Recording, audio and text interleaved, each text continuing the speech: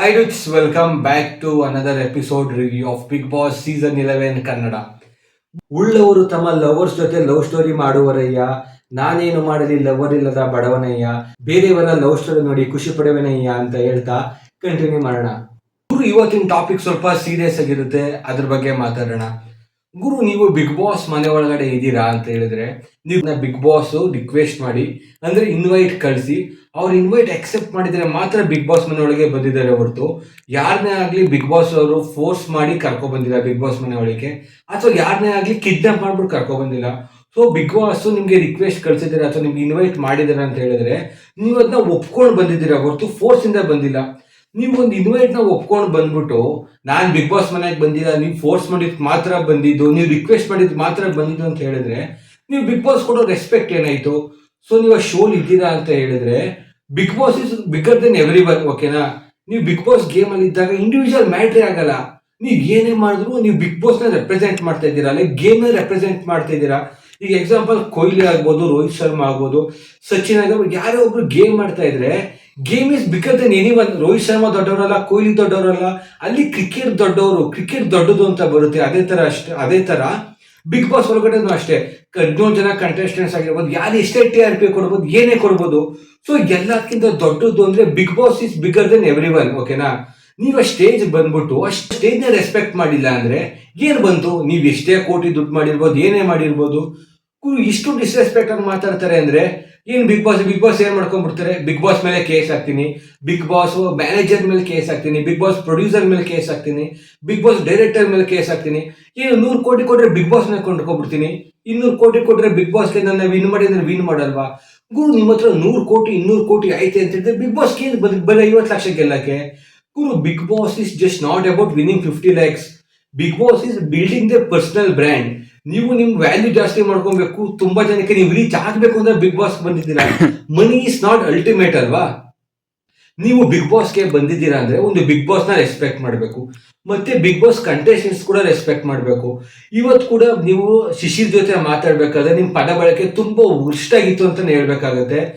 ನೀವು ಅವ್ರಿಗೆ ಮುಚ್ಕೊಂಡಿರೋ ಗುರು, ಅದನ್ನ ಯೂಸ್ ಮಾಡೋ ವರ್ಡ್ಸೇ ಅಲ್ಲ. ನೀವು ಫುಲ್ ಸಿಂಗ್ಲರ್ ಆಗಿ ಮಾತಾಡ್ತಿದ್ದೀರೋ ಒಬ್ರ ಜೊತೆ ಅಂತ ಹೇಳಿದ್ರೆ, ನೀವು ರಂಜಿತ್ ಅವ್ರ ಜೊತೆನೂ ಅಷ್ಟೇ, ರಂಜಿತ್ ಅವ್ರ ಜೊತೆ ಮಾತಾಡ್ಬೇಕಾದ್ರೂ ಏಕವಚನ ಯೂಸ್ ಮಾಡ್ತೀರಾ. ಅವರು ಏಕವಚನದಲ್ಲಿ ಮಾತಾಡಿದ್ರೆ ನಿಮ್ ರೆಸ್ಪೆಕ್ಟ್ ಕಡಿಮೆ ಆಗುತ್ತೆ. ದೊಡ್ಡವರು ಚಿಕ್ಕವ್ರನ್ನ ಏಕವಚನದಲ್ಲಿ ಮಾತಾಡಿದ್ರೆ ಚಿಕ್ಕವ್ರ ರೆಸ್ಪೆಕ್ಟ್ ಕಡಿಮೆ ಆಗಲ್ಲ. ಅದೇ ಚಿಕ್ಕವರು ದೊಡ್ಡವ್ರ ಜೊತೆ ಏಕವಚನದಲ್ಲಿ ಮಾತಾಡಿದ್ರೆ ನಿಮ್ ರೆಸ್ಪೆಕ್ಟೇ ಕಮ್ಮಿ ಆಗೋದು. ಅವ್ರಿಗೇನು ಆಗಲ್ಲ ಸರ್, ಅವರು ಚಿಕ್ಕವ್ರು, ಓಕೆನಾ? ನೀವು ಅವನ ಹತ್ರ ಆ ತರ ಮಾತು ಬರ್ತಾ ಇದೆ ನಿಮ್ ಬಗ್ಗೆ ಅಂತ ಹೇಳಿದ್ರೆ ನೀವೆಷ್ಟು ಚಿಕ್ಕವ್ರು ಆಗ್ತಾ ಇದ್ದೀರಾ ಅಂತ ಅರ್ಥ ಮಾಡ್ಕೋಬೇಕಾಗುತ್ತೆ. ಇದೆಲ್ಲ ಆಗಿ ರಾತ್ರಿ ಮಲ್ಕೊಂಡು ಬೆಳಗ್ಗೆ ಎದ್ದೇಳೋ ಅಷ್ಟೊತ್ತಿಗೆ ಮ್ಯಾಜಿಕ್ ಆಗೋಗಿರುತ್ತೆ.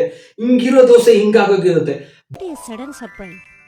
ರಾತ್ರಿ ಜಗ್ಗುದಾಗಿ ಮಲ್ಕೊಂಡವರು ಬೆಳಗ್ಗೆ ಎದ್ದ ತಕ್ಷಣ ಜಗಣ ಕನ್ವರ್ಟ್ ಆಗೋಗಿದ್ದಾರೆ. ಅದೇನಾಯ್ತು? ಅವ್ರು ಮಲ್ಕೊಂಡಿರೋ 5:30 ಮಲ್ಕೊಂಡ್ರು ಅನ್ಸುತ್ತೆ. 8:15 8:20 ಎಲ್ಲ ಎದ್ರು. 3 hours ಸ್ಲಿಪ್ ಅಲ್ಲಿ ಏನ್ ಮ್ಯಾಜಿಕ್ ಆಯ್ತು ಅಂತ ಗೊತ್ತಿಲ್ಲ. ಬೆಳಗ್ಗೆ ಎದ್ರು, ಎದ್ದ ತಕ್ಷಣ ಪ್ರತಿಯೊಬ್ಬರಿಗೂ ಸಾರಿ ಕೇಳಿದ್ರು, ಬಿಗ್ ಬಾಸ್ ಸಾರಿ ಕೇಳಿದ್ರು, ಕಂಟೆಸ್ಟೆಂಟ್ಸ್ ಗಳು ಸಾರಿ ಕೇಳಿದ್ರು, ಪ್ರೊಡ್ಯೂಸರ್ ಡೈರೆಕ್ಟರ್ ಪ್ರತಿಯೊಬ್ಬರಿಗೂ ಸಾರಿ ಕೇಳಿ ಮ್ಯಾಟ್ರ್ ಕ್ಲೋಸ್ ಮಾಡ್ಬಿಟ್ರು. ಏನು ಆಗೇ ಇಲ್ಲ ಅನ್ನೋ ತರ ಬಂದ್ಬಿಟ್ರು. ಏನು ಅರ್ಥವೇ ಆಗ್ತಿಲ್ವೇ ಈ ಕೇಸು? ಇದು ಅವ್ರಿಗೆ ಫಸ್ಟ್ ರಿಯಲೈಸ್ ಆಗಿದ್ರೆ ಈ ಎಕ್ಸ್ಟೆಂಟ್ ಕೆಲ ವಿಷಯ ಹೋಗ್ತಾನೆ ಇರ್ಲಿಲ್ಲ. ಇದು ಬೇಗನೆ ಸಾರ್ಟ್ ಔಟ್ ಆಗೋಗ್ತಾ ಇತ್ತು, ಮತ್ತೆ ನಿಮ್ ವ್ಯಾಲ್ಯೂ ಕಡಿಮೆನೆ ಆಗ್ತಾ ಇರ್ಲಿಲ್ಲ. ಇದಾದ್ರೂ ಕೂಡ ಟಾಸ್ಕ್ ಗಳ ಮಧ್ಯೆ ಸ್ವಲ್ಪ ಕೌಂಟರ್ ಕೊಡೋದು ಇವೆಲ್ಲ ಇರ್ಬೇಕು. ಇದು ಲಿಮಿಟ್ ಆಗಿರುತ್ತೆ, ಓಕೆನಾ? ನೀವು ಒಬ್ರು ಕೌಂಟರ್ ಕೊಟ್ರೆ ಆ ಕಡೆಯಿಂದ ಮತ್ತೆ ಅವ್ರು ಕೌಂಟರ್ ಕೊಡ್ತಾರೆ, ಅದು ಓಕೆ, ಅದು ಫ್ರೆಂಡ್ಲಿ ಟರ್ಮ್ಸ್ ಅಲ್ಲಿ ಇದ್ರೆ ಓಕೆ. ಸೊ ಬೆಟರ್ ಜಗಡ ನೀವು ಲೈನ್ ಹಾಕೊಂಡು ಲೈನ್ ಒಳಗಡೆನೆ ಇದ್ರೆ, ಲಿಮಿಟ್ ಒಳಗಡೆನೆ ಇದ್ರೆ ನಿಮ್ಗೂ ಒಳ್ಳೇದು, ಬೇರೆಯವ್ರಿಗೂ ಒಳ್ಳೇದು, ಬಿಗ್ ಬಾಸ್ ಶೋಗೂ ಒಳ್ಳೇದು ಅಂತ ಹೇಳ್ತಾ ಓಕೆ ಗುರು. ಇದಾದ್ಮೇಲೆ ನೆಕ್ಸ್ಟ್ ಟಾಪಿಕ್ ಬರೋದಂದ್ರೆ ನನ್ನ ಫೇವರೇಟ್ ಟಾಪಿಕ್. ನಾನು ಪ್ರೋಮೋದಲ್ಲಿ ಆಲ್ರೆಡಿ ಡಿಸ್ಕಸ್ ಮಾಡಿದ್ದೆ, ಮನೇಲಿ ಲವ್ ಸ್ಟೋರಿ ಸ್ಟಾರ್ಟ್ ಆಗಿದೆ ಅಂತ. ಅದು ನಮ್ಮ ಧರ್ಮ ಕೀರ್ತಿರಾಜ್ ಅವ್ರಿಗೆ, ಮತ್ತೆ ಐಶ್ವರ್ಯ ಅವ್ರಿಗೆ, ಮತ್ತೆ ಅನುಷಾ ಅವ್ರಿಗೆ. ಗುರು, ನಾನು ಈ ಲವ್ ಸ್ಟೋರಿ ಬಗ್ಗೆ ಮಾತಾಡ್ಬೇಕಾದ್ರೆಲ್ಲ ಮೊನ್ನೆ ರೀಸೆಂಟ್ ಆಗಿ ಯಾರೊಬ್ರು ಕಮೆಂಟ್ ಮಾಡಿದ್ರು, ನಿನ್ಗೆ ಯಾಕೆ ಗುರು ಬೇರೆಯವ್ರ ಲವ್ ಸ್ಟೋರಿ ಬಗ್ಗೆ ಅಷ್ಟೊಂದು ಇಂಟ್ರೆಸ್ಟ್ ಅಂತ. ಸೊ ನನಗೊಂದು ಗಾದೆ ನೆನಪತ್ತು, ಅದು ಹೇಳ್ಬಿಟ್ಟು ವಿಡಿಯೋ ಕಂಟಿನ್ಯೂ ಮಾಡ್ತೀನಿ. ಉಳ್ಳವರು ತಮ್ಮ ಲವರ್ಸ್ ಜೊತೆ ಲವ್ ಸ್ಟೋರಿ ಮಾಡುವರಯ್ಯ, ನಾನೇನು ಮಾಡಲಿ ಲವರ್ ಇಲ್ಲದ ಬಡವನಯ್ಯ, ಬೇರೆಯವರ ಲವ್ ಸ್ಟೋರಿ ನೋಡಿ ಖುಷಿ ಪಡುವನಯ್ಯ ಅಂತ ಹೇಳ್ತಾ ಕಂಟಿನ್ಯೂ ಮಾಡೋಣ. ಗುರು, ಈ ಲವ್ ಸ್ಟೋರಿ ಯಾವ ರೀತಿ ಅಂತ ಹೇಳಿದ್ರೆ, ಧರ್ಮ ಮತ್ತೆ ಅನುಷ್ ಅವರು ಹೊರಗಡೆಯಿಂದಾನೇ ಕ್ಲೋಸ್ ಆಗಿದ್ರು. ಲೈಕ್ ಅವ್ರ ಒಟ್ಟಿಗೆ 3-4 ಮೂವೀಸ್ ಎಲ್ಲ ಮಾಡಿದ್ದಾರೆ. ಇಲ್ಲಿ ಅನುಷ್ ಅವರು ಮತ್ತೆ ಕೀರ್ತಿ ಅವರು ಮಾತಾಡ್ತಾ ಇದ್ರೆ, ಆ ಕಡೆ ಐಶ್ವರ್ಯ ಅವರು ಐಶು ಅವರು ಐಸಾಗಿ ಕರ್ಗ ಹೋಗ್ತಾ ಇದ್ದಾರೆ ಜಲಸಿಯಿಂದ. ಸೊ ಇದೊಂಥರ ಫನ್ ಬರ್ತಾ ಇದೆ. ಅದ್ರ ಮಧ್ಯೆ ಧನರಾಜ್ ಅವರು ಯಮುನ್ ಅವರು ಆ ಲವ್ ಸ್ಟೋರಿ ಇಟ್ಕೊಂಡು ಅದ್ರ ಸುತ್ತ ಒಂದು ಕಾನ್ವರ್ಸೇಷನ್ ಬಿಲ್ಡ್ ಮಾಡ್ತಾ ಇದಾರೆ. ಲಿಟ್ರಲಿ ಬರೀ ಜಗಳಗಳನ್ನ ನೋಡ್ತಾ ಇದ್ವಿ. ಬಿಗ್ ಬಾಸ್ ವ್ಯೂವರ್ಸ್ಗೆ ಜಗಳ ಬಿಟ್ಟು ಬೇರೆ ಏನ್ ತೋರಿಸಿದ್ರು ಒಂಥರ ಎಂಟರ್ಟೈನ್ಮೆಂಟ್ ಅಂತಾನೆ ಹೇಳ್ಬೋದು. ಸೊ ಆ ಲವ್ ಸ್ಟೋರಿ ಬಿಲ್ಡ್ ಆಗ್ತಾ ಇರೋದಾಗ್ಲಿ, ಅವರು ವಲ್ಗರ್ ಆಗಿ ಯಾವುದು ಮಾಡ್ತಾ ಇಲ್ಲ, ಲಿಮಿಟ್ ಅಲ್ಲಿ ಪ್ರತಿಯೊಂದು ಕೂಡ ನಡೀತಾ ಇದೆ ಅಂತಾನೆ ಹೇಳ್ಬೋದು. ಇದಾದ್ಮೇಲೆ ಇವತ್ತಿನ ಎಪಿಸೋಡ್ ಅಲ್ಲಿ ಇಂಟ್ರೆಸ್ಟಿಂಗ್ ಅಂತ ಹೇಳಿದ್ರೆ ಒಂದು ಫಿಸಿಕಲ್ ಆಕ್ಟಿವಿಟಿ ಕೊಟ್ಟಿದ್ರು. ಲೈಕ್ ಸ್ವರ್ಗದವರು ವರ್ಸಸ್ ನರಕದವರು, 5 ಜನ ಸ್ವರ್ಗದಿಂದ ಬರ್ಬೇಕು, 5 ಜನ ನರಕದಿಂದ ಬರ್ಬೇಕು. ಸೊ ಈ ಫಿಸಿಕಲ್ ಟಾಸ್ಕ್ ಆಸ್ ಯೂಶುವಲ್ ಗೊತ್ತಿಲ್ಲ, ಇಸ್ ಮ್ಯಾನ್ ಹ್ಯಾಂಡ್ಲಿಂಗ್. ಒಬ್ರು ಬೀಳ್ತಾರೆ, ಒಬ್ರು ಹೇಳ್ತಾರೆ, ಅದೇನ್ ಮಾಡಕ್ಕಲ್ಲ. ಪ್ರತಿ ವರ್ಷ ಕೂಡ ನಡೀತಾ ಇತ್ತು. ನೀವು ಬಾಲ್ ನ ಸೇಫ್ ಮಾಡ್ಕೋಬೇಕು ಅಂತ ಇರುತ್ತೆ. ಬಾಲ್ ಸೇಫ್ ಮಾಡ್ಕೊಂಡು ಒಬ್ರು ಬರ್ತಾರೆ, ಕಿತ್ಕೊಂಡು ಹೋಗ್ತಾರೆ, ಇನ್ನೊಬ್ರು ತಳ್ತಾರೆ, ಬೀಳ್ತಾರೆ. ತ್ರಿವಿಕ್ರಮ್ ಸೀರಿಯಸ್ ಆಯ್ತು ಅನ್ಸುತ್ತೆ. ಅವ್ರು ಬಿದ್ದ ತಕ್ಷಣ ಫುಲ್ ಫ್ಲಾಟ್ ಆಗಿದ್ರು. ಬಿಗ್ ಬಾಸ್ ಅವರು ಅವ್ರನ್ನ ಕನ್ಫೆಷನ್ ರೂಮ್ಗೆ ಬನ್ನಿ ಮೆಡಿಕಲ್ ಟ್ರೀಟ್ಮೆಂಟ್ಗೆ ಅಂತ ಹೇಳಿದ್ರು. ನೆಕ್ಸ್ಟ್ ಎಪಿಸೋಡ್ ಅಲ್ಲಿ ಗೊತ್ತಾಗುತ್ತೆ ಲೈಕ್ ಅವ್ರು ಸೀರಿಯಸ್ ಆಗಿದಾರ ಯಾವ ರೀತಿ ಅಂತ. ಸೊ ಇವತ್ತಿನ ಎಪಿಸೋಡ್ ಅಲ್ಲಿ ಇದೇ ಮೇಜರ್ 3 ಟಾಪಿಕ್ ಆಗಿತ್ತು. ಒಂದು ಜಗ್ಗುದಾದ ಜಗ್ಗಣ್ಣಾಗಿ ಪರಿವರ್ತನೆಗೊಂಡಿರೋದು. ಈಗ ನಮ್ಮ ಟ್ರಯಾಂಗಲ್ ಲವ್ ಸ್ಟೋರಿ ಅನುಷಾ, ಐಶ್ವರ್ಯ, ಐಶು ವರ್ಸಸ್ ಧರ್ಮರಾಜ್, ಮತ್ತೆ ಫಿಸಿಕಲ್ ಟಾಸ್ಕ್ ಸ್ವರ್ಗ ವರ್ಸಸ್ ನರಕ.